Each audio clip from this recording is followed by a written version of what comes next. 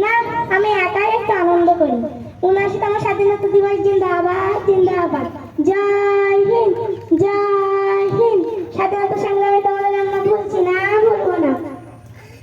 না, এই সাত সকালে কে আবার স্বাধীনতা দিবস পালন করছে? দেখি তো একটু। ও, ও তো নুসরাত, ও তো মুসলমান পাক্কা মোল্লা।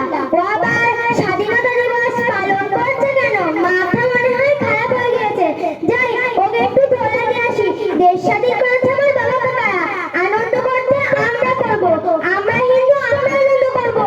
তারা এক মোল্লানন্দ শুরু করে দিয়েছে, যাদের পূর্বপুরুষের কোনো অবদান নেই, তারা আবার আনন্দ করছে। দাঁড়া, এই তুই কে রে? আমি পারিয়া। কি ব্যাপার তোর? তুই জানিস না আজ স্বাধীনতা দিবস, আনন্দের দিন? সে তো ঠিক, কিন্তু তাতে তোর কি? আমার কি মানে? আজ স্বাধীনতা দিবস, তাই আনন্দ করছি।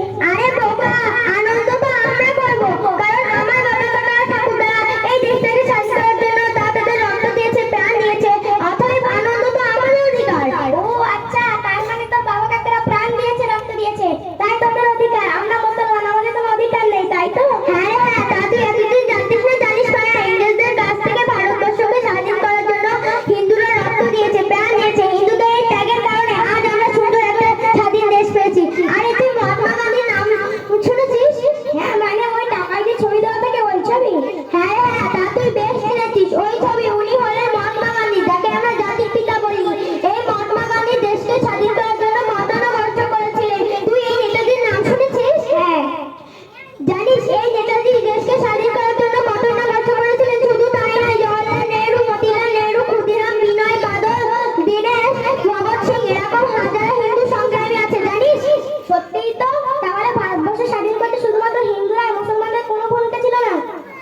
হ্যাঁ হ্যাঁ, হিন্দুরা যখন দেশ স্বাধীনতায় ব্যস্ত, মুসলমানরা তখন আরাম আয়েশে ব্যস্ত। তোদের অবদান কিভাবে থাকবে?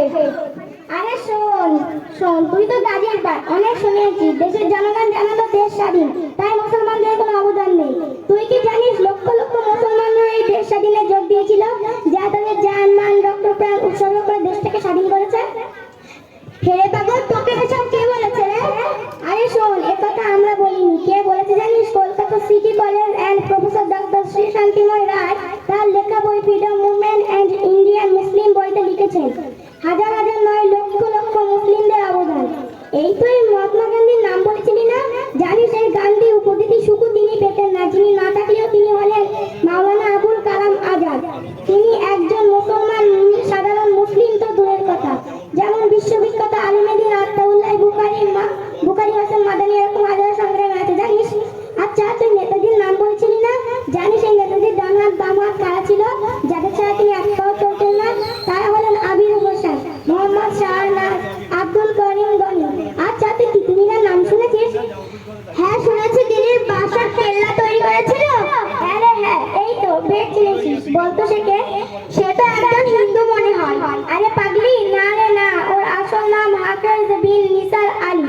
আচ্ছা, তুই দিল্লির ইন্ডিয়া গেটের নাম শুনেছিস? হ্যাঁ তা শুনেছি। তাতে কি আছে? তাতে না অনেক নাম লেখা আছে। ওই নামগুলো কেন লেখা আছে জানিস? না, তা তো জানি না।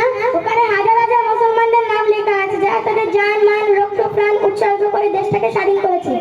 তবে আমি তোমাদের আবেদনের কথা অস্বীকার করছি না। এই দেশ শুধু আমার না, এই দেশ হিন্দুর, এই দেশ মুসলিম শিখ সবার।